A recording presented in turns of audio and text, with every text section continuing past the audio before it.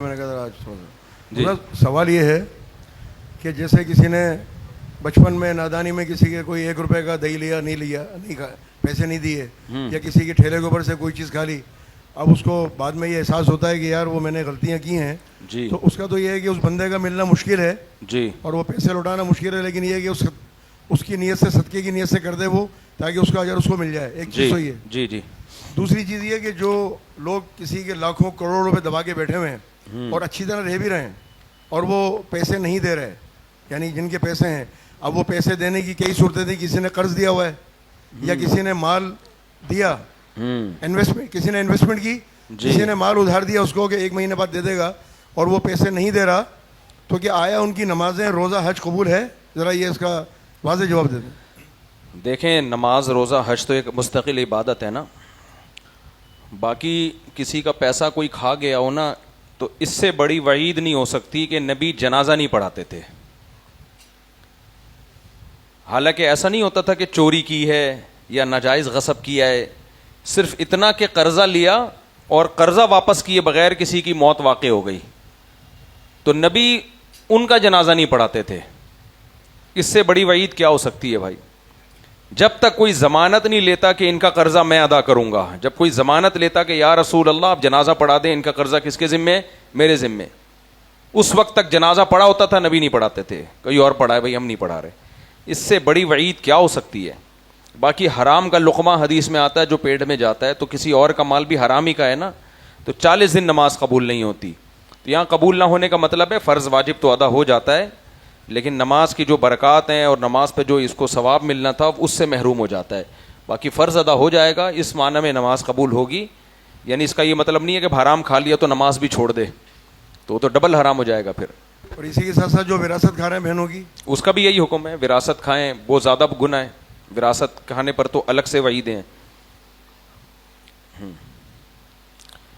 اچھا بھائی، چشمہ ہی بھول گیا. چلو آج ایسے پڑھتے ہیں. مفتی صاحب، ایک زمانہ ایسا بھی آیا ہے جب مدینہ میں کوئی بالغ مرد نہیں تھا، سب مرد تبلیغ کے لیے نکل گئے تھے. اس وقت حضرت بلال کہاں تھے؟ پتہ نہیں کون سا زمانہ تھا کہ سارے ہی نکل گئے تھے. ایسا تو نہیں ہوا کہ سب تبلیغ کے لیے سارے مرد نکل گئے ہوں. ہمیشہ نبی کریم صلی اللہ علیہ وسلم کچھ لوگوں کو پیچھے چھوڑتے تھے. قرآن کی آیت ہے فلولا نفر من كل فرقة منهم طائفة ليتفقهوا في الدين، کہ جب بھی کچھ لوگ نکلیں تو کچھ پیچھے لوگ رہنا ضروری ہیں، جو پیچھے رہ کے دین کا علم حاصل کریں یا تفقہ پیدا کریں یا اور دنیا کے جو کام ہیں ان کو نبھائیں. وہ میرا ایک 3 سالہ بیٹا ہے، اسے کھلونا گاڑی کا بہت شوق ہے. میں اکثر ان کے لیے گاڑیاں خرید کر لاتا ہوں، تو میرے ایک دوست ہیں تو وہ مجھے کہتے ہیں کہ یہ کھلونے گاڑیاں خریدنا اسراف اور فضول خرچی ہے، یہ گناہ ہے. اس بارے میں میری رہنمائی فرمائے. نہیں بھائی، بچوں کو تو کھلونوں سے کھیلنے کا شوق ہوتا ہے، تو اگر اللہ نے آپ کو گنجائش دی ہے تو آپ کھلونے بچے کو دلائیں، تو یہ اسراف میں داخل نہیں ہے. اسراف جب ہوتا ہے جب آپ اپنی گنجائش سے زیادہ خرید رہے ہوتے. آپ کی گنجائش ہے نہیں اور آپ مہنگے مہنگے کھلونے دلا رہے ہو. جتنی گنجائش ہو اس حساب سے بچے کو کھلونے دلانا، تو اس سے بچہ بھی خوش ہوتا ہے، محبت بھی بڑھتی ہے بچے کے دل میں. موبائل پہ لگے رہنے سے تو بہتر نہیں ہے کھلونوں سے کھیل لے. وہ سارا دن موبائل میں گھسے رہتے ہیں. چھوٹے بچوں کے لیے، جو بالکل کم عمر بچے ہوتے ہیں، ان کے لیے موبائل اتنا خطرناک ہے. جو اس میں ریسرچ جنہوں نے کی ہے وہ یہ کہتے ہیں کہ بچہ جب کوئی پروگرام دیکھتا ہے نا موبائل میں، تو بچے کا دماغ اتنا نہیں ہوتا کہ وہ اس کو الگ دنیا سمجھے، وہ اسی دنیا میں گھس جاتا ہے، وہ اس کو اوریجنل سمجھتا ہے، پھر وہ ایب نارمل ہو جاتا ہے. آج بہت سے بچے ڈرے ڈرے سہمے سہمے رہتے ہیں. بہت سے بچے اس طرح ایکٹیو نہیں ہیں جیسے پیدا ہونے کے بعد تھے وہ. تو اس میں ان کارٹونوں کا، ان موبائل کے پروگراموں کا، وہ اس دنیا میں کھو جاتا ہے، پھر وہ اس دنیا کو سمجھ ہی نہیں پاتا. تو وہ اتنا چھوٹا دماغ ہوتا ہے نا، وہ گم ہو گیا اس میں. اور یہ بھی یاد رکھو، ہماری سوسائٹی اس پہ کلپ لازمی بنانا، یہ ہماری سوسائٹی کا ایک بہت بڑا المیہ ہے، بہت بڑا عیب ہے. خدا کا واسطہ، اللہ کا واسطہ، بچے کے سامنے جن بھوت کی باتیں مت کیا کرو. اس عذاب میں ڈالتے ہیں نا لوگ بچوں کو. بچے راتوں کو چیخ کے اٹھتے ہیں، اندھیرے سے ڈرنا شروع کر دیتے ہیں، قبرستان سے ڈرتے ہیں، واش روم تک جاتے ہوئے ڈر رہے ہوتے ہیں وہ. اور یاد رکھو کہ جتنی جو نفسیاتی بیماریاں ہیں نا، جو ڈاکٹر ہے نا ماہر نفسیات, وہ کہتے ہیں اکثر یہ بچپن میں لگی ہوتی ہیں جو بڑے ہونے کے بعد نمایاں ہونا شروع ہوتی ہیں. بچپن میں کسی نے جن چڑیل بھوت سے ڈرایا ہوتا ہے, مردوں سے ڈرایا ہوتا ہے, بدروحوں سے ڈرایا ہوتا ہے, یہ بیٹھ جاتی ہیں اس کے دماغ میں. مائیں بچوں کو بتا رہی ہوتی ہیں جن بابا آئے گا, جن بابا آئے گا. مت بولو یہ باتیں, بچے کو عذاب میں ڈال رہے ہو آپ. بچے کے لیے یہ لفظ ہلکا نہیں ہوتا, آپ کے لیے ہلکا لفظ ہے. جن بابا آئے گا, چڑیل آئے گی, یہ بچے کے لیے ہلکا نہیں ہے. بچہ اس کو سچی مچی میں لے رہا ہوتا ہے. اتنا خوف بچوں کے دل میں بیٹھ جاتا ہے, ڈپریشن میں جاتے ہیں. ایک تو ڈپریشن میں جاتے ہیں, اور پھر جب وہ اس عذاب میں جاتے ہیں تو اس کا پھر علاج عاملوں سے کرانا شروع کر دیتے ہیں جو اور جن بھوت چڑیل میں ڈال دیتے ہیں ان کو, بجائے کسی ڈاکٹر کے پاس لے جائیں. انگریزوں کے بچے نا رات کو اکیلے جنگل میں چلا جائے گا, وہ نہیں ڈرے گا. مسلمان کا بچہ ہوگا, جن چڑیل بھوت کے عذاب میں اس کو ڈال دیا اس مسلمان نے, بس کر جاؤ یار, ابھی ایک عامل آیا ہوا ہے, پھر وہ جن چڑیل بھوت فلانا سیب فلانا ڈمگا. میرا دل چاہتا ہے میں کسی عامل کی نا طبیعت سے دھوؤں اس کو. جب تک میں زندگی میں یہ کام نہیں کروں گا نا, 4 شادیوں کی خواہش تو پوری کرا دی اللہ نے. ایک بڑی خواہش میری ہے کہ نیک عامل میرے ہاتھ سے پٹے. 2 نمبر عاملوں کو تو میں تھکتا بھی نہیں ان کی طرف. جس عامل کو لوگ کیا سمجھتے ہیں بزرگ, اس کی کچے چھٹے کھول کے نہیں جب تک رکھوں نا, یہ میری تمنا ہے. انہوں نے بہت لوگوں کی زندگیاں تباہ کی ہیں. میں ڈپریشن میں جاتا ہوں جن کی باتیں سن کے, اور ان کا جب میرے دماغ میں, اس لیے نہیں کہ ڈپریشن میں کیوں جاتا ہوں میں, لوگوں کی زندگیاں جو یہ تباہ کر رہے ہیں. مارو سالوں کو پکڑ کے, کمبختوں کو, بغیرتوں کو. اور نیک آدمی پہ زیادہ غصہ آتا ہے, وہ زیادہ منجن بیچ رہا ہے, چڑیلوں اور بھوتوں کا زیادہ منجن بیچ رہا ہے وہ. تو نیکوں پہ زیادہ غصہ آتا ہے. بس کرو یار, کوئی اور کام میں لگاؤ لوگوں کو. تو بچوں کے سامنے جن چڑیل بھوت آسے فلیتے پلیتے جادو ٹونے مت کیا کرو. بچوں کا بیڑا غرق, کوئی بہادری کا کام نہیں کرے گا بچہ, انہی چیزوں سے ڈرتا رہے گا. بعض دفعہ گھر میں باتیں نہیں ہو رہی ہوتی, اس کے دوست ایسی باتیں کر رہے ہوتے ہیں, اوئے میں ایسے جا رہا تھا, میں نے سرکٹا دیکھا, ادھر جا رہا تھا, میں نے چڑیل دیکھی. تو بچوں کی ایکٹیویٹی بھی نوٹ کرو. ایسے دوستوں میں تو نہیں بیٹھ رہے جو ان کے سامنے جن چڑیل بھوتوں کی باتیں کر رہے ہیں. بس بچوں کا عقیدہ اتنا رکھو, بیٹا قرآن میں آتا ہے جنات ہیں, برحق ہیں, لیکن بیٹا جنات سے ڈرنے کی بات نہیں ہے. جن آپ کا کچھ بھی بگاڑ نہیں سکتے. آپ کی ماں کو جن کچھ نہیں کر سکا. ایک دن جن آیا تھا آپ کی ماں پہ, تو کسی نے آ کے بتایا کہ جن آیا ہوا. میں نے کہا خود ہی نمٹے گا, غلط جگہ آ گیا ہے. ایک آدمی کو کسی نے بتایا تیری بیوی پہ جن آ گیا ہے, اس نے کہا خود ہی بھگتے گا بھائی, ہم نے تو جن کو مشورہ نہیں دیا تھا. اب کیا ہوگا, خود ہی بھگتے گا. ایسی غلط جگہ پہ آ گیا ہے نا. تو بچوں کو بتاؤ ٹھیک ہے اسلامی عقیدہ ہے, جنات ہیں, نیک بھی ہوتے ہیں برے بھی ہوتے ہیں, بس اس سے آگے جانے کی کوشش مت کرو. پھر بچوں کو قرآن کی دوسری آیت بھی بتاؤ, وَأَنَّهُ كَانَ رِجَالٌ مِّنَ الْإِنسِ يَعُوذُونَ بِرِجَالٍ مِّنَ الْجِنِّ فَزَادُوهُمْ رَهَقًا. بیٹا اللہ نے قرآن میں جنات کی تقریر ذکر کی ہے. جنات نے خود کہا ہے کہ انسان ہم سے ڈرتے تھے تو ہم انسانوں پہ کیا ہو گئے, سرکش. تو بیٹا ڈرنا ہی نہیں ہے. یہ بھی ایک دفعہ کہہ دو بس, بار بار کہو گے تو وہ ڈرنا شروع ہو جائے گا. وہ لوگ جن بھوت کچھ ہوتا ہے. تو جن ہیں مانتے ہیں, بس کافی ہے, ڈرنا مرنا نہیں ہے. ایک دفعہ بتا دو اسلامی عقیدے کے طور پہ, اور پھر یہ آیت بھی بتا دو کہ جنات تو خود ہی انسان سے ڈرتے ہیں. وہ کہتے ہیں انسان ہم سے ڈرتا ہے تو ہم سرکش ہو گئے. اب بیٹا کہے گا ابو اگر جن کبھی نظر آیا تو آپ بتاؤ بیٹا تمہاری امی مجھے نظر آئی تھی, میں نہیں ڈرا. یار پھر ایک تو پتہ نہیں کیا مسئلہ ہے, ادھر کے دماغ کیوں چلا جاتا ہے. بیٹا مجھے ایک دفعہ جن نظر آیا تھا, میں نے رکھ کے کیا مار دیا, چماٹ. وہ جن سے اونچی چیز ہے نا.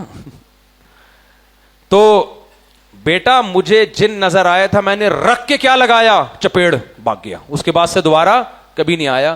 تو تمہیں بھی کوئی جن چڑیل بھوت ٹائپ کی چیز نظر آئے, رکھ کے کیا لگانا ہے, چپیڑ لگانا ہے, بھاگ جائے گا. اس میں کانفیڈنس پیدا کرو. سمجھ میں آ رہی ہے بات, کیا پیدا کرو, کانفیڈنس پیدا کرو. حضرت خالد بن ولید گئے نا ایک درخت کو کاٹنے کے لیے, اس پہ جن چڑیل بھوتوں کے سائے وائے پتہ نہیں کیا تھا, تو رکھ کے لگائی ایک تلوار, بولے ایسی کی تیسی, بھاگ گئے. تو یہ آتے ہی ان لوگوں پہ ہیں جو کمبخت ان عاملوں کے پاس جاتے ہیں. دیکھو یار مجھے دیکھ لو نا, میں نیک نہیں ہوں بھائی, میں بہت نالائق آدمی ہوں. نیک تو بزرگ لوگ ہیں, ہماری کیا اوقات. میرے جیسے نالائق پہ نہیں جن آ رہا یار, ٹھیک ہے نا. کیا لگتا ہے اتنا میرا وزن بھی نہیں ہے, اور ابھی تو میں 69-70 کلو کا ہوں. میری زندگی جو زیادہ گزری ہے وہ 60 پہ گزری ہے. 2013 میں 59-60 کا تھا, 59 یا 59.5 کلو میرا وزن تھا. جب میں نے دوسری شادی کی تو ہمارے استاذ نے بولا تمہارا ویٹ کتنا ہے؟ میں نے کہا 60 کلو. کہنے کام تو 90 کلو کا کیا تم نے. تو باریک تھا میں, بالکل دبلا نہیں, کیا تھا, باریک. اس وقت جن نہیں آیا, اس وقت بھی میں ان عاملوں کو برا بلا کہتا تھا. تو آپ کے سامنے بیٹھا ہوں یار, آپ کہتے ہو آپ بہت نیک ہو گئے. نہیں بھائی, ہم کہاں نیک ہیں, ہم تو آپ جیسے نالائق, آپ شاید ہم سے اچھے ہوں بھائی. تو بزرگ لوگ ہیں وہ جو نیک ہوتے ہیں, ہم تو آپ جیسے ہیں بھائی, کوشش کر رہے ہیں نیک بننے کی, اللہ ہمیں بنا دے. تو ہم پہ نہیں آ رہا. اچھا یار واقعہ سناتا ہوں پھر مزہ آئے گا. ہمارے کسی ریلیٹو پہ جن آ گیا. وہ سچی مچی کا جن نہیں تھا. کیوں تھا, آیا کیوں؟ عاملوں کے پاس جانے کی وجہ سے, اور یہ جن چڑیل بھوت کی زیادہ باتیں کرنے کی وجہ سے. میں جب گیا نا تو کیونکہ ریلیٹو تھا, مجھے جنات بھگانے کے لیے نا بلوانا شروع کر دینا, آپ کال آ رہی ہے, میرے ماموں پہ بھی آیا ہوا, آپ آ جائیں, وہیں خود ہی چماٹ لگا دیا کرو, بھاگ جائے گا انشاءاللہ. تو وہ کوئی قریبی تھے, تو میں گیا تو وہ جن کیا کہہ رہا ہے مجھے, وہ مفتی تیرے کو چھوڑوں گا نہیں میں نے صرف آستینے یوں کیے ہیں ابھی.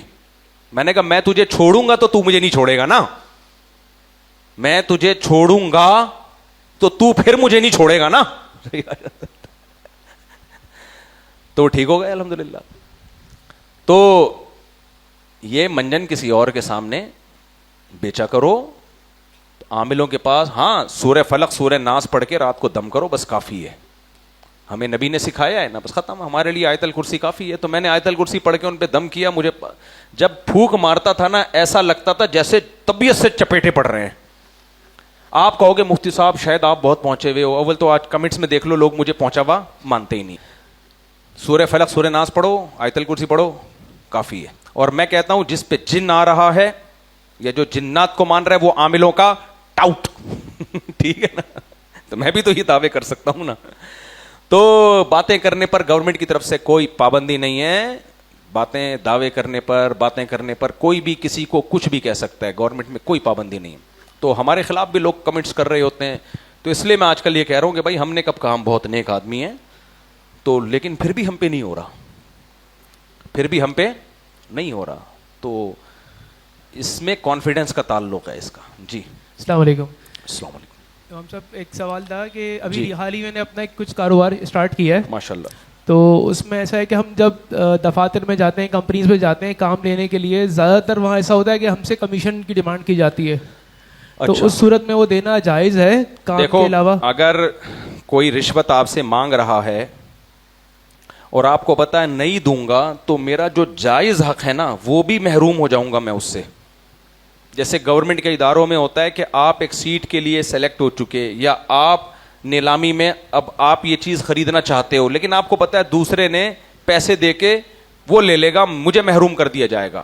تو ایسی صورت میں رشوت دینے کا گناہ نہیں ہوگا. لینے والے کو تو ہر صورت میں ہوگا, دینے والے کو گناہ نہیں ہوگا, کیونکہ آپ رشوت کسی کا حق دبانے کے لیے نہیں دے رہے, اپنا جائز حق وصول کرنے کے لیے دے رہے ہو. اچھا بھائی یہ کسی نے سوال پوچھا ہے, 27 سال کا ہوں, کہتے ہیں داڑھی کے بال سفید ہو گیا تو نوچنا جائز ہے؟ نہیں, داڑھی کاٹنا جائز نہیں ہے. البتہ 27 سال کی عمر میں ان بالوں کو کالا کر سکتے ہیں آپ. حدیث میں جو آتا ہے نا سفید بالوں کو کالا کرنے کی اجازت نہیں ہے, ناجائز قرار دیا نبی نے. تو اس کی وجہ علماء نے یہ بیان کی ہے کہ تغییر خلق اللہ, اللہ کی تخلیق کو بدلنا. تو 40 سال کے بعد انسان پہ بڑھاپا آنا شروع ہوتا ہے, اور یہ قرآن سے ثابت ہے 40 سال کی عمر کہ جوانی کی جو بالکل اینڈنگ پوائنٹ ہوتا ہے نا, انتہائی اینڈنگ تو نہیں, انتہائی پوائنٹ, اس کے بعد سے کیا ہونا شروع ہوتا ہے؟ زوال. تو وہ 40 سال ہے. اس لیے علماء نے اس آیت سے اور اس حدیث سے استدلال کیا کہ 40 سال سے پہلے اگر بال سفید ہو جائیں تو ان کو کالا کرنا اس لیے جائز ہے کہ اس میں اللہ کی تخلیق کو بدل نہیں رہے آپ, بلکہ اللہ کی تخلیق پہ واپس لا رہے ہو آپ. 40 سال سے پہلے بال کا کالا ہونا نیچرل نہیں ہے, کسی بیماری یا کسی عیب کی وجہ سے, تو کالا کر سکتے ہو. 40 سال کے بعد کیا یہ نیچرل ہے, اب کالا نہیں کر سکتے. کالے کے علاوہ کوئی بھی کلر کر سکتے ہو, لائٹ براؤن, ڈارک براؤن بھی نہیں. میری رائے ہے کہ ڈارک براؤن بھی نہیں, کیونکہ ڈارک براؤن بھی دیکھنے میں کالا ہی ہوتا ہے. حضرات فقہا نے لکھا ہے کہ ڈارک براؤن کر سکتے ہیں, لیکن ڈارک براؤن کا مطلب یہ کہ دیکھنے میں براؤن نظر آئے. وہ آج کل جو ڈارک براؤن مارکیٹ میں کلر آ رہا ہے وہ کلر ہے جو ہے تو کہنے کو تو ڈارک براؤن ہے, لیکن ہمارے جو کالے بال ہیں نا وہ بھی اصل میں ڈارک براؤن ہی ہوتے ہیں, تو وہ عرف میں وہ کالا ہی ہے. ہمارے جو بال کالے ہوتے ہیں سچی بچی کے کالے نہیں ہوتے, یہ ڈارک براؤن ہوتے ہیں جن کو ہم کالا نظر آ رہے ہوتے ہیں. تو ڈارک براؤن جب ڈبے پہ لکھا ہے تو اس کا مطلب عرف میں جس کو کالا سمجھا جاتا ہے یہ وہ والے کالے ہیں. تو اس لیے لوگ فقہا کی عبارت سے بعض دفعہ دھوکے میں آ جاتے ہیں, کہتے ہیں علماء نے لکھا ہے کہ ڈارک براؤن بھی کر سکتے ہیں. بھائی میں ان سے بحث کرتا ہوں, یہ ڈارک براؤن وہ ہے جو دیکھنے میں کیا لگے, براؤن تو لگے نا, لیکن اب جو ڈارک براؤن آ رہے ہیں وہ دیکھنے میں وہی ہیں جو کالے ہیں بالکل. تو اس لیے لائٹ براؤن آپ لگائیں, یعنی دیکھنے میں کیا لگے, وہ براؤن لگے دیکھنے میں. اچھا اگر ایک آدھ بال آپ کا داڑھی یا سر میں سفید ہوگا نا, اس پہ آپ لائٹ براؤن لگاؤ گے تو پھر وہ لائٹ نہیں, وہ بلیک ہی نظر آئے گا.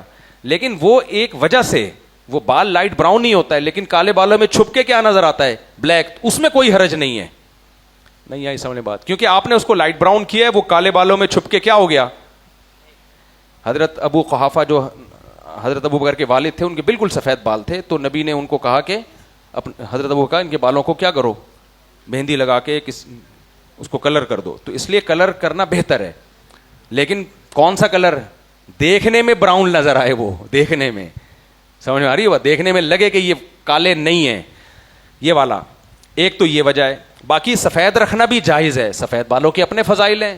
حدیث میں آتا ہے نا, سفید بالوں والوں کی عزت کرنا یہ کس کا اکرام ہے, اللہ کا. تو اس نیت سے کوئی سفید رکھتا ہے تو بھی ٹھیک ہے. مفتی صاحب سوال یہ ہے کہ آپ مستورات کی جماعت, تبلیغی جماعت میں جانے کو جائز قرار دیتے ہیں اور مستحسن قرار دیتے ہیں کہ جانا چاہیے, جبکہ مفتی رشید احمد صاحب نے احسن الفتاویٰ میں اس کے ناجائز ہونے کا فتویٰ دیا, اور رسول اللہ صلی اللہ علیہ وسلم کے دور میں آج کے دور سے زیادہ ضرورت تھی عورتوں کو جماعت میں نکالنے کی, لیکن آپ صلی اللہ علیہ وسلم نے نہیں نکالی, تو آج کے دور میں کیسے نکالی جا سکتی ہے؟ ماشاء اللہ بھائی نے سوال پوچھا ہے, ڈاکٹر ذاکر نائک کیسے کہتے ہیں, بھائی نے سوال پوچھا ہے کہ حضرت مفتی رشید احمد صاحب رحمہ اللہ تعالی نے خواتین کے تبلیغی جماعت میں نکلنے کو ناجائز لکھا ہے. ایک دلیل تو یہ دی ہے, دوسرا کہہ رہے ہیں نبی کریم صلی اللہ علیہ وسلم کے دور میں بھی خواتین تبلیغی جماعت میں نہیں نکلتی تھیں. سمجھ میں آ رہی ہے بات؟ تو مجھے کہہ رہے ہیں کہ پھر آپ نے کیسے کہہ دیا کہ صرف جائز نہیں بلکہ نکلنا چاہیے, ترغیب ہے. دیکھو حضرت مفتی رشید احمد صاحب ہمارے شیخ و مرشد تھے, پیر و مرشد تھے, عالم تھے سر آنکھوں پہ, لیکن انہوں نے ہی ہمیں یہ سکھایا ہے کہ جب کوئی تحقیق کرے نا کسی مسئلے کی, تو اس میں قرآن و سنت کو سامنے رکھے, یہ نہ رکھے کہ میرے حضرت نے کیا فرمایا, فلاں کے حضرت نے کیا فرمایا. یہ علماء دیوبند میں بالکل بھی نہیں ہے. یہ جو ہمیں کہا جاتا ہے نا علماء دیوبند اکابر پرست ہوتے ہیں, یہ کسی اور کے بارے میں تو آپ کہہ سکتے ہو, علماء دیوبند تو بالکل بھی اکابر پرست نہیں ہوتے. سمجھ میں آ رہی ہے بات؟ اور آپ کہہ سکتے ہو کہ یہ تو شیخ کے دنیا سے جانے کے بعد آپ بات کر رہے ہو. حضرت کی زندگی میں ہی بہت ساری باتیں ہم کر لیتے تھے کہ حضرت اس میں ہمیں آپ سے, میں تو چھوٹا تھا, بڑے علماء ہمارے, کہ ہمیں اس میں آپ سے کیا ہے اختلاف. تو حضرت فرماتے تھے ٹھیک ہے, آپ اگر یہ رائے رکھتے ہیں تو آپ اس رائے پہ فتویٰ دے دیں, میری یہ رائے ہے. سمجھ میں آ رہی ہے بات کہ نہیں آ رہی ہے؟ جو چیزیں منسوس ہوتی ہیں, منسوس کا مطلب قرآن و سنت میں ان کو 2 اور 2 4 کی طرح واضح کر دیا, ان میں اختلاف کی گنجائش بولو نہیں. جو چیزیں منسوس نہیں ہیں, قرآن و سنت میں ان کے بارے میں وضاحت نہیں ہے, ان میں احکام تبدیل ہوتے ہیں زمانے کے حساب سے. حضرت مفتی رشید احمد صاحب رحمہ اللہ تعالیٰ کا خیال یہ تھا کہ خواتین جب تبلیغ میں نکلیں گی تو گھروں سے باہر جائیں گی, گھروں میں رہنے کی عادت ختم ہو جائے گی, وغیرہ وغیرہ وغیرہ. وہ ان کی یہ رائے تھی. ہم یہ سمجھتے ہیں کہ زمانہ اتنا بدل چکا ہے کہ اب سوشل میڈیا گھروں کے اندر پہنچ چکا ہے. اب جو خاتون گھر کے اندر ہے وہ اندر نہیں ہے, وہ پوری دنیا میں ہے. وہ ڈرامے دیکھ رہی ہے, وہ فلمیں دیکھ رہی ہے, موبائل پہ سب کچھ دیکھ رہی ہے. وہ اب گھر میں رہ کے اس کے لیے گھر میں دینی ماحول بہت مشکل ہے. یہ صرف علماء صلحاء کے گھروں میں تو ہو سکتا ہے, بلکہ حقیقت ہے ان کے گھروں میں بھی نہیں ہے. جو مفتی بزرگ مولانا, ان کی بیگموں کے ہاتھ میں بھی ٹک ٹاک, انسٹاگرام, وہ خود اپنے میاں کو بیوقوف سمجھ رہی ہوتی ہیں کہ یہ تہجد کی بات کر رہا ہے, اشراق کی بات کر رہا ہے, یہ دیکھو کیسے چھمک چھلو بنی ہوئی ناچ رہی ہے, تو میری بیٹیاں بھی ایسے ناچیں گی. ان کی اپنی عورتیں گھروں سے, ان کے اپنے ہاتھ سے نکل رہی ہیں, ان کی اپنی بچیاں گھروں اپنے ہاتھ سے نکل رہی ہیں. ایسے موقع پہ تبلیغی جماعت ایک واحد راستہ ہے میرے خیال میں, کوئی نس نہیں ہے یہ, اس میں کم از کم اتنا ہوتا ہے کہ چند دل ان کو اپنی جیسی خواتین ملتی ہیں, مکمل پردے میں, زمین پہ بیٹھ کے تعلیمات ہوتی ہیں, ان کو آواز پس کرنا سکھایا جاتا ہے, امیر کی اطاعت سکھائی جاتی ہے, دین کی دعوت دینے کا جذبہ سکھایا جاتا ہے, اس سے اس کے اندر بھی طلب پیدا ہوتی ہے. تو اگر حضرت مفتی رشید احمد صاحب کے سامنے یہ سارے دلائل ہوتے تو وہ بھی اپنی بات سے رجوع کرتے. سمجھ میں آ رہی ہے بات؟ اس کی مثال ایسے ہے, نبی کریم صلی اللہ علیہ وسلم کی صحیح حدیث ہے, خواتین کو مسجدوں میں نماز پڑھنے سے مت روکو. ترغیب یہی دی نبی نے کہ گھر میں نماز پڑھیں. بعد کے فقہا نے دیکھا کہ اب گھر سے باہر نکلنے میں خواتین کو نقصان ہو رہا ہے, کیونکہ نبی کے دور میں تو دین سیکھنے کا واحد ذریعہ پیغمبر تھے, تو وہاں تو آنا ضروری تھا مسجد میں. پھر بھی نبی نے کہا کہ جائز ہے, یعنی عورت پہ چھوڑ دیا کہ تم آنا چاہو تو آ سکتی ہو, نہیں آنا چاہو تو بہتر یہی گھر میں نماز پڑھو, صرف اجازت دی. بعد میں فقہا نے دیکھا کہ بھائی اب گھروں میں دین موجود ہے, اور جب فضیلت بھی یہی ہے کہ گھر میں نماز پڑھی جائے, تو مسجد میں جانے میں سوائے بے پردگی کے, کیونکہ خواتین کو جن پابندیوں کے ساتھ مسجد میں جانے کی اجازت دی وہ پابندیوں پہ خواتین عمل نہیں کر رہی, تو سب سے پہلے حضرت عائشہ نے فتویٰ دیا. بخاری میں حضرت عائشہ کا فتویٰ ہے, لو کان النبی رأى ما رأینا لمنع نساءنا کما منعت نساء بنی اسرائیل. اگر نبی ہمارے زمانے کی عورتوں کو دیکھ لیتے, ان کو مسجدوں میں آنے سے ایسے روکتے جیسے بنی اسرائیل کی عورتوں کو روکا گیا. تو آپ کی زوجہ کہہ رہی ہیں کہ بھائی اب وہ زمانہ نہیں ہے اس دور میں. تو پتہ چلا کہ زمانے کے حساب سے حکم کیا ہوا. حضرت عائشہ کی رائے یہی تھی, امام ابو حنیفہ نے بھی اسی رائے کو فالو کیا, تبھی جتنی احناف کی مسجدیں دنیا میں وہاں خواتین نہیں آتی.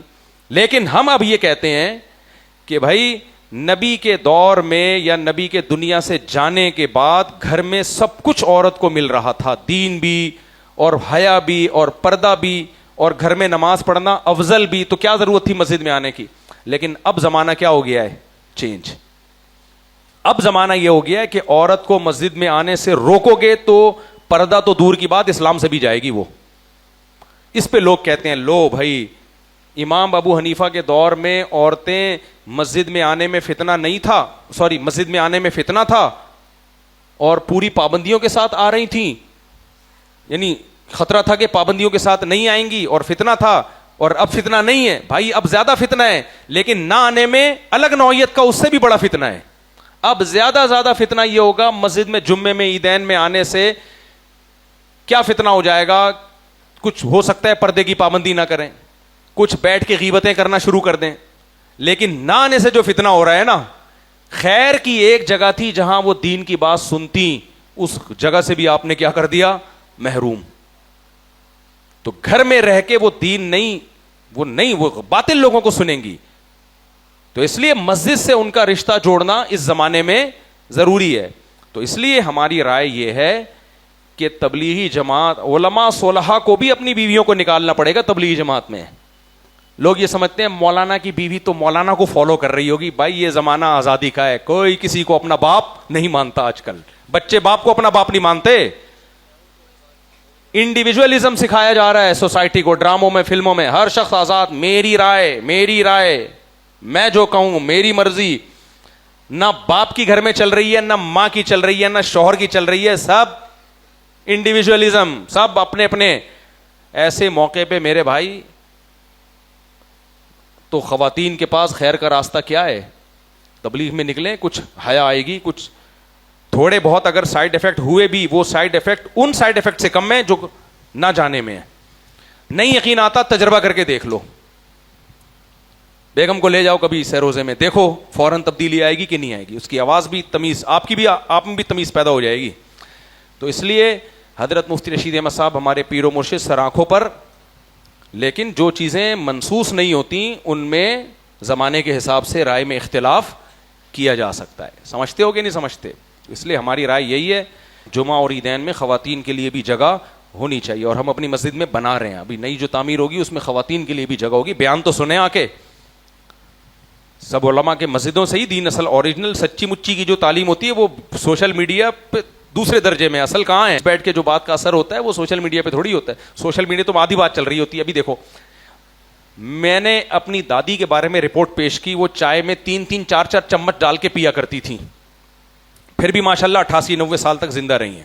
ہم ان سے کہتے تھے دادی چائے میں اتنا میٹھا کیوں؟ کہتے ہیں بیٹا ہم تو میٹھے کے لیے چائے پی رہے ہیں, چائے کے لیے میٹھا تھوڑی, چائے میں تھوڑی میٹھا ڈال رہے ہیں, ہمیں تو میٹھا کھانے کا شوق ہے تو چائے میں ڈال کے پی لیتے ہیں. اب یہ آدھا کلپ چلایا کم بختوں نے, کیونکہ اس سے میسج یہ جا رہا ہے کہ چینی اچھی چیز ہے. تو میں نے آگے بتایا بھائی یہ سوچ کے چینی نہ کھانا شروع کر دینا. ہر خاتون ہماری دادی کی طرح نہیں ہوتی, نہ آپ ہمارے دادا کی طرح ہیں.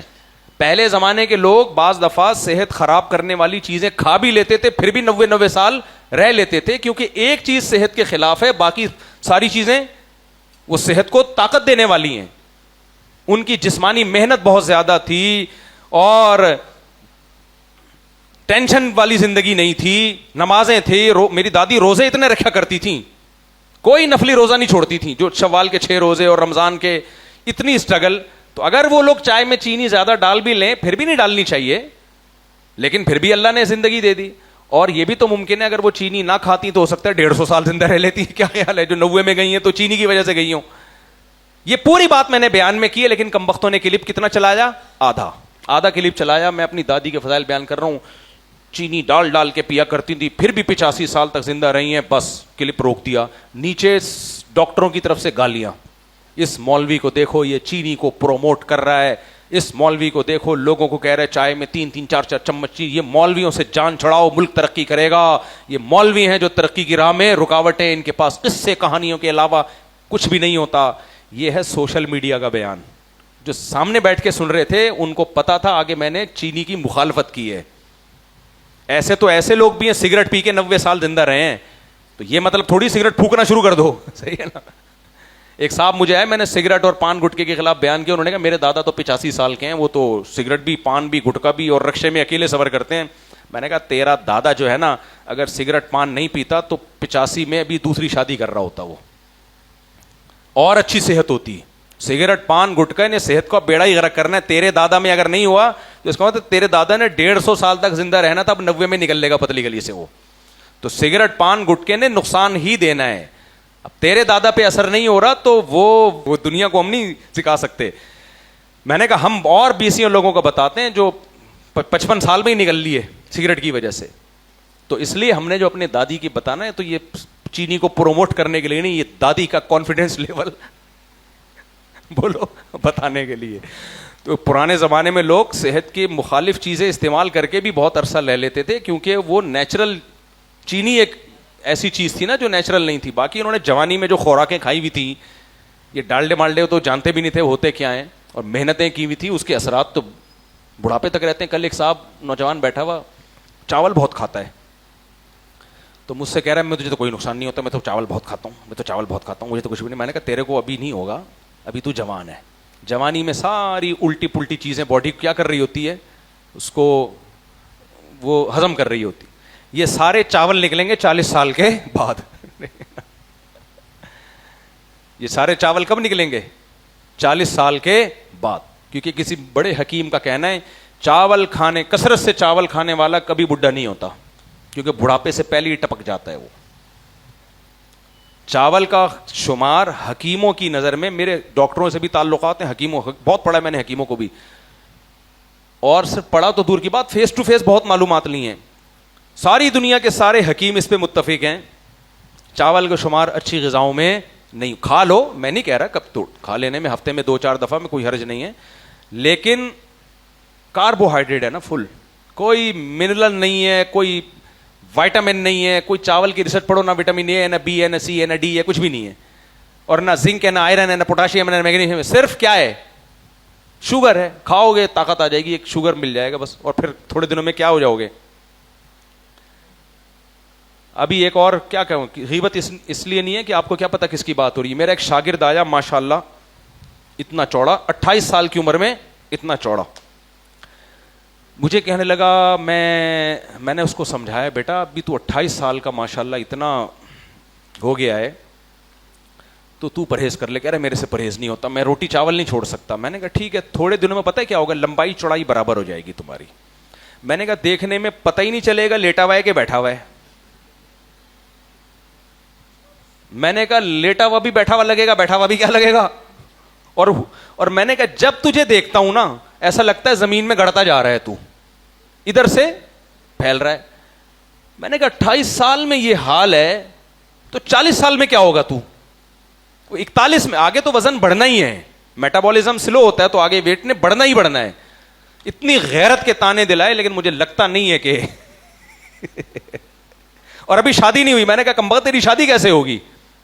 لڑکی والے تو پرسنالٹی, پیسے بھی دیکھتے ہیں لیکن کچھ نہ کچھ تو پرسنالٹی بھی دیکھتے ہیں نا. بولیں گے یہ کیسا دولہا ہے؟ جب دولہا کی کرسی پہ بیٹھا ہوگا لوگوں کو پتہ ہی نہیں ہوگا بیٹھا ہوا ہے کہ لیٹا ہوا ہے. سر اٹھا کے یوں کر دو تو بیٹھا ہوا لگے گا, یوں لے آؤ تو کیا لگے گا. تو بھائی جان پہ رحم کھاؤ. تو اس لیے چاول جو ہے نا, میں بات کیا کر رہا تھا, بات ہی کھوپڑی سے نکل گئی ہے. چاول کا شمار اچھی غذاؤں میں نہیں, کھا لو تھوڑی بہت مقدار میں, کوئی حرج نہیں ہے, لیکن یہ فل کارب ڈائٹ ہے. تو یہ وہیں. اچھا, لوگ مجھے کہتے ہیں آپ میڈیکل سائنس کی باتیں کیوں بتاتے ہو؟ دیکھو میں اس لیے بتاتا ہوں, ڈاکٹروں ہی کی باتیں ہوتی ہیں, میری اپنی ریسرچ میں اہل نہیں ہوں اس کا. ڈاکٹروں کی ریسرچ, جو پڑھے لکھے ڈاکٹر ہیں, وہ اس لیے شیئر کرتا ہوں کہ بہت سے لوگ ڈاکٹروں کی نہیں سنتے, اور نہ انہیں پتا ہوتا ہے کہ یوٹیوب پہ صحیح ڈاکٹر کون ہے, غلط ڈاکٹر کون ہے. دیکھو ابھی ایک ڈاکٹر کی ویڈیو چل رہی ہے جس میں وہ کہہ رہے ہیں کہ 16 سگریٹ ایک چائے کے کپ کے برابر ہے. 16 سگریٹ کس کے برابر ہیں؟ ایک ڈاکٹر کی ویڈیو وائرل ہوئی ہے, یعنی ایک چائے کا کپ ایسا جیسے 16 سگریٹ پی لی.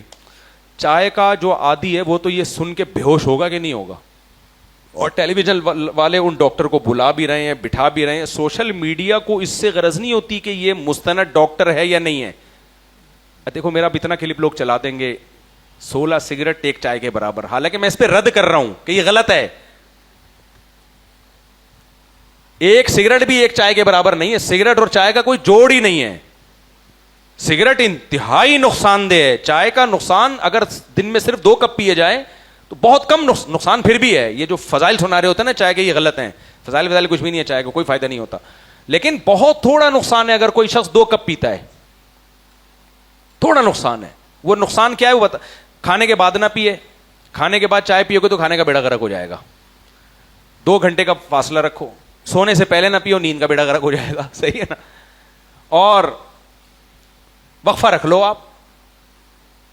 تو نقصان ہے. نقصان کیا ہے کہ ایک تو عادت ہو جاتی ہے, جس دن نہیں ملے گی کھوپڑی کام نہیں کرے گی. یہ ایڈکٹ ہونا یہ بھی تو غلط چیز ہے, لیکن اس کا حل یہ ہے کہ 3 دن تک 4 دن تک نہیں پیو گے تو دوبارہ اپنی اصل پوزیشن پہ آ جاؤ گے. کوئی بہت ایسی خطرناک عادت نہیں پڑ جاتی اس کی. 3-4 دن چھوڑ دو گے تو اپنی پرانی پوزیشن پہ آ جاؤ گے. دوسری بات, پیشاب زیادہ لاتی ہے تو باڈی میں پانی کی کمی ہوتی ہے. دیکھو نیچرلی جب ہماری باڈی میں پانی کی کمی ہوتی ہے تو باڈی پیاس کے ذریعے بتا دیتی ہے, تو وہ پانی کی کمی پوری. چائے سے جو پیشاب زیادہ ہوتا ہے تو پیاس نہیں لگتی, تو اس لیے ہمیں پتہ نہیں ہوتا باڈی میں پانی کی کمی ہو رہی ہے. لیکن یہ 2 کپ میں تھوڑا نقصان ہوتا ہے, اور دائیں بائیں طریقے سے وہ نقصان کی کمی بھی ہو سکتی ہے. مثلا میں چائے پیتا ہوں تو پھر مجھے پتا ہے کہ چائے سے پہلے گلاس پانی بھی پی لو, صحیح ہے نا. تو لیکن وہ ڈاکٹر صاحب کیا کہہ رہے ہیں, 16 سگریٹ اور ایک چائے کا کپ. بتاؤ لوگ یہ سن بھائی سگریٹ زہر ہے, چائے میں نیکوٹین سگریٹ کے مقابلے میں انتہائی تھوڑی ہوتی ہے, نہ ہونے کے برابر ہوتی ہے. تو اس لیے مجھے بعض دفعہ یہ اس لیے بتانا پڑتا ہے کہ ہماری جو آڈینس ہے نا وہ الگ ہے, ڈاکٹروں کو سننے والے لوگ ہیں وہ الگ. تو میں چاہتا ہوں ایک اچھی بات اگر میرے ذریعے سے پبلک تک پہنچ جائے, جو ہم پہ اعتماد کرتے ہیں, اور وہ برائی چھوڑ دیں, تو کیا جا رہا ہے اس میں. صحت تو ایک نعمت ہے نا خدا کی. اس لیے میں بتا رہا ہوتا ہوں کہ چاول کم کھاؤ, ٹھیک ہے نا. صبح شام چاول پھوڑے جا رہے ہیں, اس میں نقصان ہوگا. اس طرح گندم کی روٹی بولو کم کھاؤ. اچھا, اس میں لوگ آج کل آ گئے ملٹی گرین آٹا, وہ بھی ٹھیک ہے, لیکن اتنی ٹینشن لینے کی ضرورت نہیں ہے. ملٹی گرین یہ والا آٹا, صرف جو کی روٹی, جو میں سب کچھ ہے. زیادہ یہ ہوتا ہے کہ جس کو جو کی روٹی کھانے کی عادت نہیں ہے نا, اس کے جو کی روٹی ہضم نہیں ہوتی, جیسے ہمیں بھی ہضم نہیں ہوتی. تو میں نے اس کا حل یہ نکالا ہوا ہے کہ آدھی جو آدھا گندم کا آٹا چکی والا, دونوں کو مکس کر لیا, کھاؤ بیٹھ کے. تو نئے آدمی کو پتہ بھی نہیں چلتا. یہ بھی کافی ہے, زیادہ نیک بننے کی بھی ضرورت نہیں ہے نا. ڈاکٹر تو پتہ نہیں کیا کیا پرہیز کروا رہا ہوتا ہے کہ یہ نہیں کرو, تو اتنا نیک بننے کی ضرورت نہیں ہے. نارمل کبیرہ گناہوں سے بچو بس. جیسے ہم دین میں کہتے ہیں کبیرہ گناہوں سے بچو, تہجد پڑھ لو, تمہاری مرضی ہے. تو ایسے ہی ڈاکٹروں کی نظر میں جو کبیرہ گناہ ہیں میڈیکل سائنس کی نظر میں, وہ ہے گندم کا آٹا. نمبر 2 چاول کی کثرت. نمبر 3 کوکنگ ऑयल, नंबर 4 चीनी, नंबर 5 जो अकबरुल कबायर, कबीरों में भी सबसे बड़ा वो है बेकरी आइटम, ब्रेड हो गई, पेटिस और पिज़्ज़े और टोपी ड्रामे जो लगाए हुए हैं, ये 5 कबीरा गुनाह हैं, मेडिकल साइंस के कबीरे गुनाह, सही है ना। तो इन 5 चीजों को क्या करो, कुछ को तो बिल्कुल छोड़ दो और कुछ को क्या कर दो, कम। आटा चावल बिल्कुल ना छोड़ो, क्या कर दो, कम। अब खाएं क्या, सवाल पैदा होता है। जो मर्जी जायदादें खा के जो बैठा हुआ हो वो ये बातें कर रहे हैं कि हम खाएं क्या। तो बाकी जो मर्जी खाओ, अंडे खाओ, गोश्त खाओ, दालें खाओ, दाल को भिगो दो 8-10 घंटे पानी में, पानी फेंको फिर खाओ। बाकी मैं कोई हकीम डॉक्टर नहीं हूं, कोई सवाल पूछना हो तो पूछो। तो ये बातें इसलिए बताई जाती हैं कि हमारे तवज्जुह से बहुत से लोगों तक पहुंच जाती हैं जो आम डॉक्टरों तक। डॉक्टरों को सुनोगे ना यूट्यूब पे तो वो कह रहे हैं 16 सिगरेटें और 1 चाय, तो आवाम को नहीं पता होता ये फेंक रहा है, ये क्या कर रहा है। लेकिन चैनल वालों को इससे कोई गरज नहीं है। अस्सलाम वालेकुम मुफ्ती साहब, मेरा सवाल कुरान के मुतालिक है। जैसे हम पढ़ते सूरह आल इमरान में 2 तरह की आयत का जिक्र किया गया है, एक है आयत मुहकमात और दूसरी है आयत मुतशाबिहात, जी ठीक है। अब हरूफ मुक़त्तिआत जो हैं, जो कि अलिफ लाम मीम या बहुत सारे डिफरेंट हरूफ मुक़त्तिआत हो गए, उसमें तो हम अंदाज़ा लगा लेते हैं कि आयत मुतशाबिहात के अंदर आते हैं, लेकिन उसके अलावा भी कुछ आयत कुरान के अंदर आती हैं जिनका कोई हमें वाज़ेह माना नहीं मिलता। जैसे कि कुरान में आयत औज़ु बिल्लाहि मिनश शैतानिर रजीम अर्रहमानु अलल अर्शि इस्तवा। अब इस आयत का मफहूम कोई कुछ बयान कर रहा होता है, कोई कुछ बयान कर रहा होता है, डिफरेंट मफहूम हमारे पास आते रहते हैं। तो ये कौन डिसाइड करेगा, पहली बात कि ये आयत मुतशाबिहात के अंदर दाखिल होती है या नहीं होती, पहली बात ये। दूसरी बात ये कि किस तरह से ये मालूम करा जाए कि ये आयत जो हैं ये आयत मुतशाबिहात के अंदर आती हैं, और अगर इस तरह की और भी आयत हैं तो आप थोड़ा सा इसकी एक्सप्लेनेशन दे दें। देखो, ये जो भाई ने सवाल पूछा है कि कुरान में सूरह आल इमरान में कि अल्लाह ने 2 तरह की आयतें नाजिल की हैं, एक मुहकमात जिनका मफहूम बिल्कुल वाज़ेह है, हलाल व हराम की आयतें, ये करो ये मत करो, अल्लाह एक है, सही है ना, उसके सिवा कोई माबूद नहीं है, जन्नत जहन्नम, ये मुहकमात हैं। कुरान ही कह रहा है कि कुछ आयतें ऐसी हैं जो मुतशाबिहात हैं, ला यअलमु तअवीलहु इल्लल्लाह, इनकी पूरी तफसीर अल्लाह के सिवा कोई भी नहीं जानता। और रासिखून फिल इल्म यक़ूलून आमन्ना भी, जो इल्म में डेप्थ में गए हुए कहते हैं हम इस पर ईमान लाए और हमें पता है ये अल्लाह की तरफ से नाजिल हुई है, बस इससे आगे वो इसकी डेप्थ में नहीं जाते। अब सवाल पैदा होता है कि हमें कैसे पता चलेगा कि कौन सी आयत मुतशाबे है, कौन सी मुतशाबे नहीं है। जैसे भाई ने आयत पेश की अर्रहमानु अलल अर्श इस्तवा, रहमान क्या है, अर्श पर मुस्तवी है। अब इसकी तफसीर में तफसीलों में इतने उलमा के राय हैं, इख्तलाफात हैं, और कोई क्या कहता है कोई क्या कहता है। पहली बात, हमें ये ऐसे पता चला कि ये मुतशाबिहात में से है कि अल्लाह ने दूसरे मकाम पे फरमाया लईसा कमिस्लिही शैउन, अल्लाह जैसा कोई भी नहीं है। जब अल्लाह जैसा कोई भी नहीं है तो हम अगर कहते हैं कि अल्लाह अर्श पर है और अर्श को बिल्कुल उसी तरह एक्सप्लेन करें जैसे बादशाहों का तख्त होता है और उस पर बादशाह बैठे हुए होते हैं, तो अल्लाह ने खुद कह दिया ना कि अल्लाह की मिसाल दुनिया में नहीं दी जा सकती। तो पता ये चला कि इसके लफ्जी माना तो हमें मालूम है कि अल्लाह अर्श पर है, इसकी डेप्थ में जाके हम इसको एक्सप्लेन नहीं कर सकते, तो इसी को तो मुतशाबे कहते हैं। अब सवाल आपने ये किया कि इसकी तफसीर में उलमा के इतने इख्तिलाफ हैं, हम किसकी राय को माने, किसी की भी ना माने आप, ठीक है ना, क्योंकि मुतशाबे का मतलब ये डेप्थ में जाने की इजाजत नहीं है।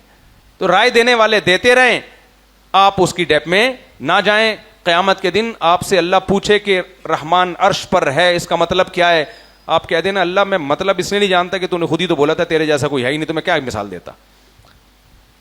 तो बस मैं वही कहूंगा जो तूने हमें सिखाया है कि अल्लाह कहां है, अल्लाह अर्श पर है, मतलब मुझे मालूम नहीं है। समझ में आ रही है बात? पूछा जाएगा कहां है, अर्श पर है, मतलब क्या है, मुझे नहीं पता भाई मतलब क्या है। बांदी से नबी ने पूछा अल्लाह कहां है, बांदी ने कहा आसमानों में, नबी ने मतलब नहीं पूछा इसका मतलब क्या है, बस कहा बस ठीक है काफी है, इतनी रिपोर्ट बोलो काफी है, तो मतलब नहीं हमें पता। तो अल्लाह को दुनिया पे कयास नहीं किया जा सकता, अर्श को एक्सप्लेन नहीं किया जा सकता। समझ में आ रही है बात? कुछ उलमा ऐसे हैं जिन्होंने इसकी तावीलात की हैं, जैसे हजरत मुजाहिद जो अब्दुल्ला बिन अब्बास के शागिर्द हैं, उनसे पूछा कि कुर्सी का क्या मतलब है। बुखारी में उनका कौल है, वो कहते हैं बस जो कहते हैं ना अल्लाह की कुर्सी, तो कुर्सी से मुराद इल्म है, अल्लाह का علم, کیونکہ آتا ہے کہ وسیع کرسیہ السماوات والارض, اللہ کی جو کرسی ہے نا, تخت پہ کرسی ہوتی ہے نا جس پہ بادشاہ بیٹھے ہوتے ہیں, تو قرآن میں آتا ہے کہ اللہ کی کرسی زمین اور آسمان کو گھیرے ہوئے میں. اب بتاؤ دنیا میں کوئی کرسی ایسی ہے جو کرو میں کسی چیز کو گھیر لے؟ تو حضرت مجاہد نے کہا یہاں کرسی سے مراد کیا ہے؟ علم ہے. تو علم کو اللہ نے کرسی سے, لیکن کوئی یقینی چیز نہیں ہے یہ, تو بہتر یہی ہے کہ اللہ کی کرسی ہے وہ ہے, ہمیں نہیں پتا بھائی کیا ہے.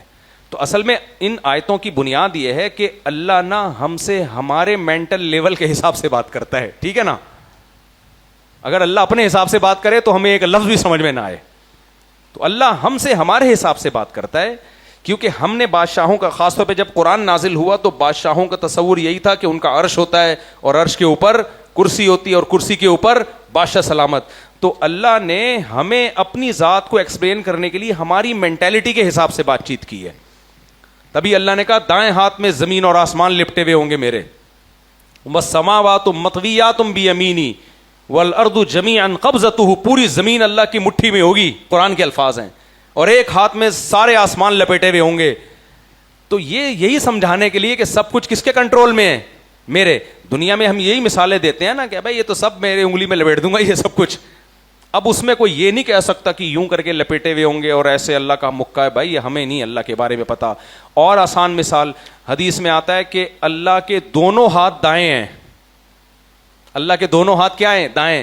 حالانکہ عقلی طور پر یہ ممکن نہیں ہے, کیونکہ دائیں اور بائیں یہ امور اضافیہ میں سے, اضافی کا مطلب اس کو میں رائٹ اس لیے کہتا ہوں کہ یہ لیفٹ ہے, لیفٹ کے مقابلے میں جو ہاتھ ہوگا وہ رائٹ کہلائے گا, رائٹ کے اپوزٹ جو ہاتھ ہوگا وہ کیا کہلائے گا؟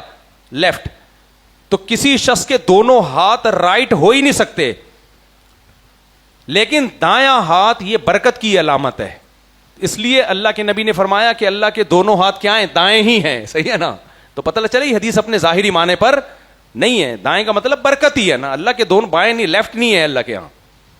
تو یہ سب ہماری مینٹیلٹی کے حساب سے ہمیں سمجھانے کے لیے, اسی لیے اللہ نے آگے کہہ دیا کہ جو راسخ فی العلم ہے وہ ان چیزوں کی ڈیپ میں نہیں جاتے, وہ کہتے ہیں بھائی اللہ کی طرف سے نازل ہوئی, ہم ایمان لائے.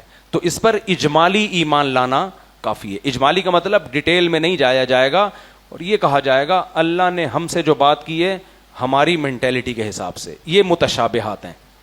سمجھ میں آ رہی ہے بات؟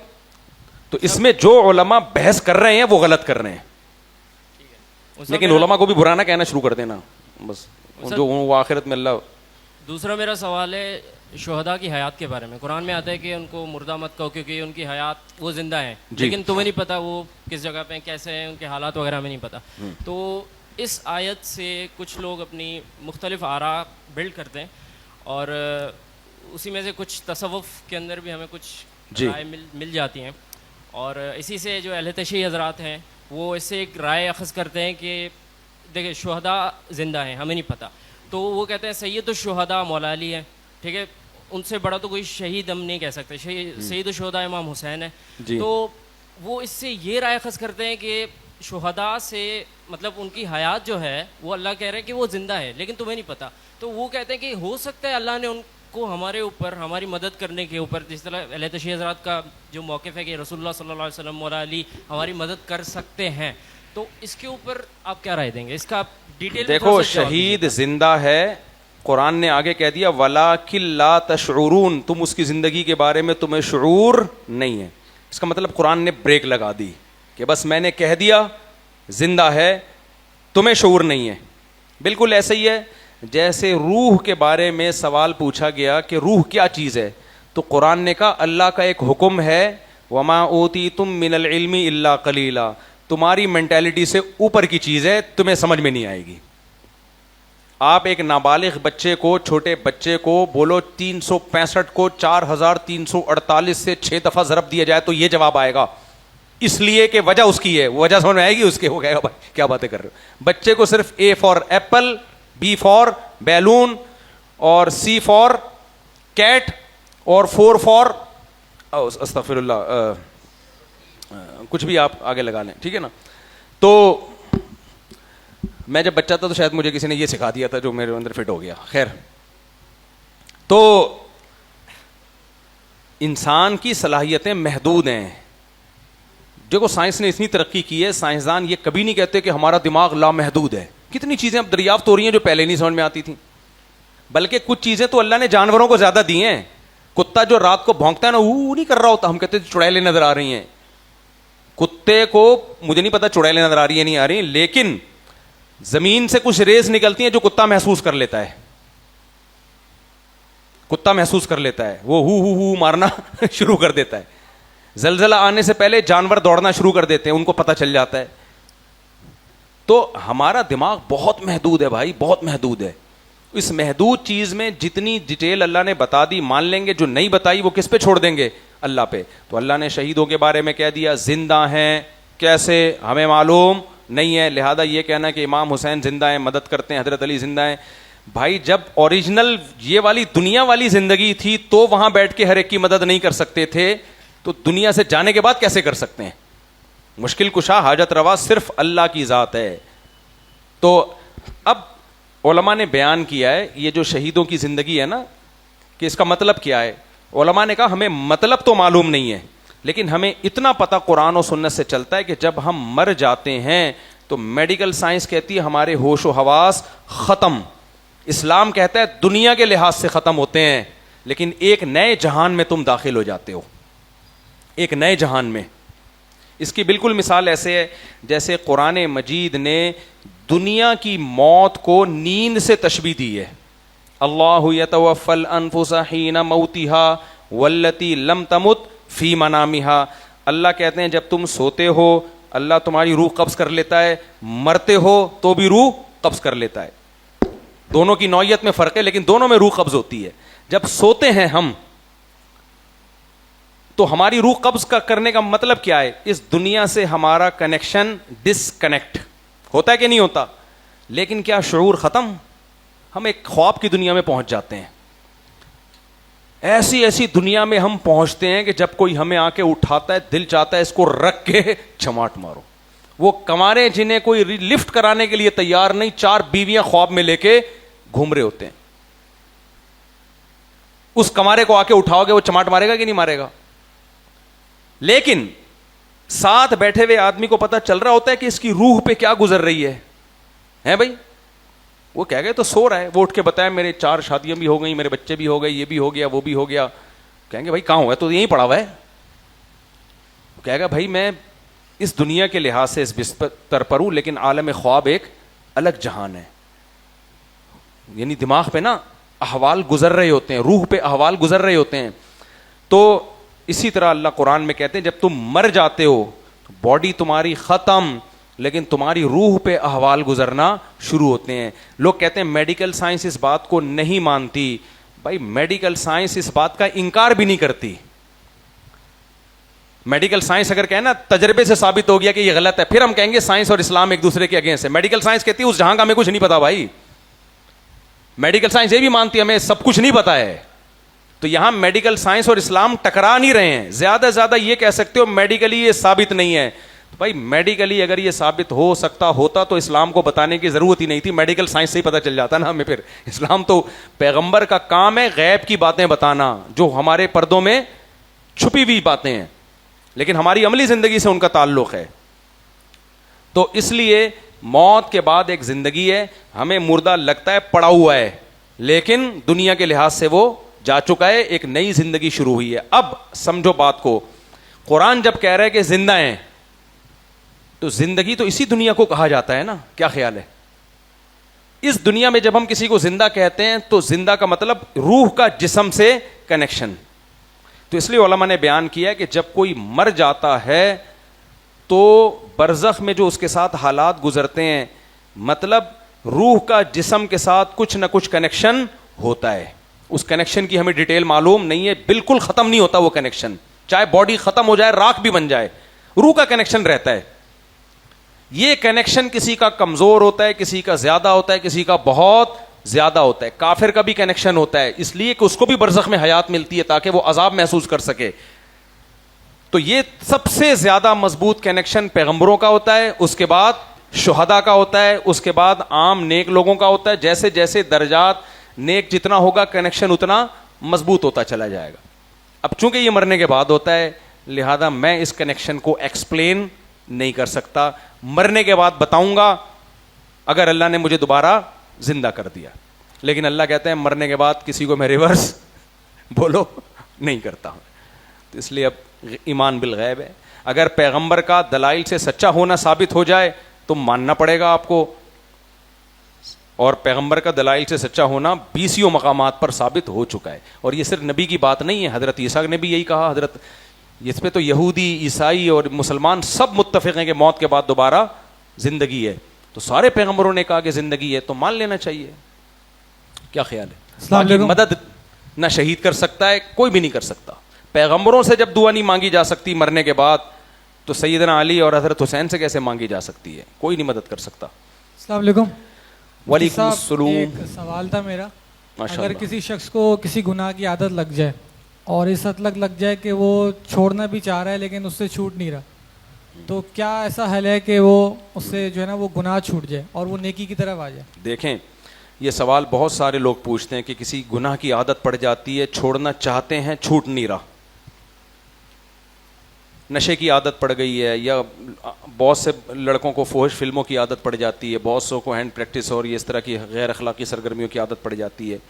کہتے ہیں ہم بار بار توبہ کرتے ہیں, ٹوٹ جاتی ہے, چھوٹ نہیں رہا. پہلا کام, چھوڑنے کی کوشش نہیں چھوڑنا. صحیح ہے نا؟ بے شک نہ چھوٹے, لیکن آپ کا کام ہے چھوڑنے کی کوشش میں لگے رہو. دیکھو اصل کامیابی آخرت کی ہے, دنیا کی نہیں ہے. اگر آپ چھوڑنے کی کوشش میں لگے رہے اور پھر بھی نہیں چھوٹتا, کوشش میں لگے رہے, اس بات کا امکان ہے کہ اللہ آپ کو بخش دے کہ یار کوشش میں لگا ہوا تھا. تو جب بخشش ہو گئی تو اور کیا چاہیے بھائی؟ کیا خیال ہے؟ مقصد تو کیا ہے؟ دیکھو ایک ڈاکٹر کو میں نے دیکھا ٹیکسی چلا رہا ہے. میں نے کہا آپ ڈاکٹر ہو کے ٹیکسی کہہ رہے ہیں, پیسہ اس میں زیادہ ہے, کلینک میں زیادہ نہیں تھا. تو کہہ رہے ہیں میں تو پڑھا اس لیے تھا کہ پیسے کماؤں, جب ادھر زیادہ مل رہا ہے تو مجھے کیا ضرورت ہے کلینک کھول کے بیٹھوں میں. تو اس کا ہدف چونکہ پیسے تھا نا. ایک ڈاکٹر پرندے پال رہا ہے, مرغیاں بیچ رہا ہے, کہہ رہا ہے اس میں مجھے زیادہ پیسہ نظر آ رہا ہے. تو جب آپ کا ہدف پیسہ ہو تو جو ویژن ہے اس پہ کمپرومائز نہیں کرتا انسان, راستے بدلتا رہتا ہے. تو جب اللہ تعالیٰ آپ سے گناہ ہو رہا ہے, دوبارہ چھوڑنے کی کوشش کر رہے ہو, دوبارہ توبہ کر رہے ہو, تو اللہ اس توبہ کو قبول کر کے گناہ معاف کر رہا ہے. اور اللہ یہ تانا نہیں دے رہا کہ کمبخت پہلے بھی گناہ کیا تھا اب توبہ کر رہا ہے, پھر گناہ کر کے پھر تو کمبخت, تو 100 دفعہ توبہ توڑ چکا ہے. تو اللہ جب تانا نہیں دے رہا تو جنت جہنم کس کے اختیار میں ہے؟ اللہ کے اختیار میں ہے. تو آپ کو ٹینشن لینے کی کیا ضرورت؟ اللہ جب سزا دے گا جب آپ توبہ چھوڑ دو گے. توبہ کا مطلب یہی ہے کہ آئندہ نہ کرنے کا پکا ارادہ کرو, اس گناہ کے لوازمات سے بچو. پھر بھی ہو گیا پھر کر لو, پھر بھی ہو گیا پھر کر لو. تو لوگوں کو تو اشکال ہوگا کہ ابھی تو بار بار کر, لیکن اللہ کو کوئی اشکال نہیں ہوگا. اللہ کہے گا تو 100 دفعہ بھی توبہ کرے گا تو میں 100ویں دفعہ بھی قبول کروں گا. موت سے پہلے بخاری مسلم کی حدیث ہے, توبہ کا ڈور اور دروازہ کیا ہے؟ کھلا ہوا ہے. تو اس لیے میرے بھائی توبہ کرتے رہو, توبہ کرتے رہو, توبہ کرتے رہو. ہو گیا پھر توبہ کرو, ہو گیا پھر توبہ کرو. اور یہ تو ہے. ہاں اگر آپ نے کہا نا یار میرے بس کا نہیں ہے, مجھ سے نہیں چھوٹتا, بس اب سمجھ لو جہنم میں جانے کے لیے اب کیا ہو جاؤ تیار. اس کا مطلب آپ خود ہتھیار ڈال کے بیٹھ گئے ہو. تو اللہ کہتا ہے میں زبردستی نہیں تھوپتا کسی پہ ہدایت. تو ایک بزرگ تھے, ان سے کسی نے پوچھا کہ حضرت میں بار بار گناہ ہوتا ہے, پھر توبہ کرتا ہوں, پھر توبہ کرتا ہوں, کیا کروں, میں مصیبت میں پڑ گیا. انہوں نے فرمایا کوئی بات نہیں, آخرت میں متقین میں شمار نہ ہوا توابین میں شمار ہو جائے گا نا, توبہ کرنے والوں میں. کیا خیال ہے بھائی؟ اللہ کو جیسے پرہیزگاروں سے محبت ہے, توبہ کرنے والوں سے بھی تو ہے نا. ان اللہ یحب التوابین و یحب المتطہرین. متطہرین کا مطلب پاک رہنے والے. تو پاک کون؟ کپڑے میلے ہوتے ہیں تو دھویا جاتا ہے نا. ایک بھائی گندا میلا اس کو نہیں کہتے, صاف ستھرا اس کو نہیں کہتے جو کبھی میلا ہی نہ ہو. صاف ستھرا اسے کہتے ہیں میلا ہو تو نہا لے, چائے گر گئی دھو لے. میرے اوپر آم بہت گرتا ہے, اللہ معاف فرمائے, ڈاکٹر میری مخالفت کریں گے, ابھی بھی میں نے 51 سال کا ہو گیا, آم میں کھاتا نہیں ہوں, میں پھوڑتا ہوں. ڈاکٹر سب منع کر رہے ہیں بہت میٹھا ہے مت کھاؤ. میں ڈاکٹر صاحب سے کہتا ہوں آم کھائے بغیر زندہ رہنے سے بہتر ہے کھا کے مر جاؤ. یہ چونسا جو وائٹ چونسا ہے نا, اللہ معاف فرمائے, میں ترغیب نہیں دے رہا آپ کو, آدھا کلپ نہیں چلانا, اتنا میٹھا صحت کے لیے اچھا نہیں ہے, لیکن میں نہیں رکتا آم سے. میں جب کھاتا ہوں میرے گھر والے کہتے ہیں آم کا دشمن, अटैक। इतने चौंसा आम दुनिया में कहीं नहीं है, तो हम फोड़ते रहते हैं। अल्लाह माफ़ फरमाए। सुबह को पेट वॉश हो जाता है सारा, लेकिन ये कि नहीं खाना चाहिए, इतना मीठा नहीं खाना चाहिए, लेकिन ये मेरी मजबूरी है। फिर हम जॉगिंग कर लेते हैं, थोड़ा सा वॉक कर लेते हैं, तो ये हमसे नहीं छूटता भाई। तो खैर, क्या बात कर रहा था, बात ही दिमाग से निकल गई। आम जब आया ना तो खो गए हम आम में। अब मुफ्ती साहब एक मिनट बेटा, ये मुकम्मल होने दो। तो मेरे भाई बार बार गुनाह हो रहा है, बार बार। तो हाँ, मैं बता रहा था कि अब देखो, आम खा तो कपड़े पे भी गिरता है। अभी परसों तरसों में खा रहा था, गुठली फिसली है पूरे कपड़ों पे। तो अब ये थोड़ी कि उसी तरह लेके घूमते रहो भाई, उसको क्या करो, धो लो। चाय गिर गई, धो लो। पसीना निकल आया बहुत, नहा लो। इसी को मुतत्तहिर कहते हैं। तो अगर कोई कपड़ा बार बार मैला हो रहा है तो उसका इलाज है बार बार धोया जाए। तो अगर आप गुनाह करके बार बार मैले हो रहे हो तो इसका इलाज ये नहीं है कि अब बैठ जाओ, बार बार तौबा करो। ये पहला पॉइंट। दूसरा पॉइंट, जब भी गुनाह हो अपने आप को कोई सजा दो, ऐसे ही नहीं छोड़ो, खाली तौबा नहीं, सजा दो। सदक़े की सूरत में, नफिल नमाज की सूरत में, रोजे की सूरत में। ये फर्ज कर लो, कस्में नहीं उठाओ कि अगर मैंने ये किया तो मैं, फिर वो डबल गुनाह होना शुरू हो जाएगा। बस दिल में पक्का इरादा करो कि अगर मुझसे ये गुनाह हुआ तो मैं इतने पैसे सदका करूंगा। अच्छा, लोग कहते हैं हम सदका कर रहे हैं फिर भी हो रहा है। भाई हो रहा है, लेकिन आहिस्ता आहिस्ता कम होगा। पहले दिन में 5 दफा गुनाह होता था ना, जब सजा दोगे तो 4 पे आ जाओगे, सही है ना, 3 पे आ जाओगे। ये 2 काम। तीसरा काम, तबलीग में वक्त लगाओ, अल्लाह वालों की बयानात में बैठा करो। चौथा काम, दिमाग को फारिग ना रखो, मुस्बत एक्टिविटी में। जो लड़के ज्यादातर हैंड प्रैक्टिस के आदी होते हैं, मैं कहता हूं जिम जाओ। कुछ लड़के मिले हैं कि हम ये इसके आम की लत पड़ चुकी थी, जिम जाके हमसे ये आदत छूट गई। क्योंकि जिम जब जाता है अपनी एनर्जी को सही जगह पे खर्च करता है, फिर जब देखता है डोले शोले बन रहे हैं, फिर कहता है यार मर्दों के करने के ये काम है, सही है ना, क्यों अपनी तवानाई को गंदगी जगहों पे जाया कर रहे हो। तो खुद ब खुद पॉजिटिव थिंकिंग पैदा होती है। अच्छा, ये हो गया। आखिरी बात सबसे मजेदार, इस तरतीब पे अगर चलोगे ना, बिलफर्ज फिर भी गुनाह नहीं छूटा, तो एक फायदा तो ये होगा कि अगर अल्लाह वैसे ही बख्श दे तो हमें क्या जा रहा है भाई। हो सकता है अल्लाह बोल दे, बार कोशिश में लगा हुआ था, चल जा। तो ऐन मुमकिन है भाई, अगर हम गुनाह कर करके बार बार तौबा तौबा कर रहे हैं, अल्लाह कहेगा नालायक तूने गुनाह तो बहुत किए हैं, लेकिन अब इतना रोया है, इतनी तौबा की है, एक ठुड्डा मारे फरिश्ता बोल चल दफा यार, जा जन्नत में चल। तो अल्लाह तो बहुत बड़ा है ना, क्या ख्याल है। तो अल्लाह बख्श देगा। पहला फायदा तो ये होगा। दूसरा फायदा ये होता है कि गुनाह अगर तौबा करते रहोगे ना तो वहीं रुक जाओगे। ऐन मुमकिन है कम होना शुरू हो जाए, छूटे नहीं लेकिन क्या हो जाए, कम हो जाए। तो गुनाह कम हो जाए, ये भी फायदे की बात है या नहीं है। तीसरा, कम ना भी हुआ तो अगले स्टेप की तरफ जाने से रुक जाओगे। वरना जो तौबा नहीं करते ना, वो जब गुनाह करते हैं तो आगे बढ़ते हैं। फिर वो ये अंग्रेज जो आज पहुंचे हैं ना, होमोसेक्सुअलिटी और ये जो गंद इनकी सोसाइटी में आया है, इसलिए कि इनके यहां तौबा का कॉन्सेप्ट नहीं है, लिहाजा कानून तक पास करवा लिया कमबख्तों ने जाके।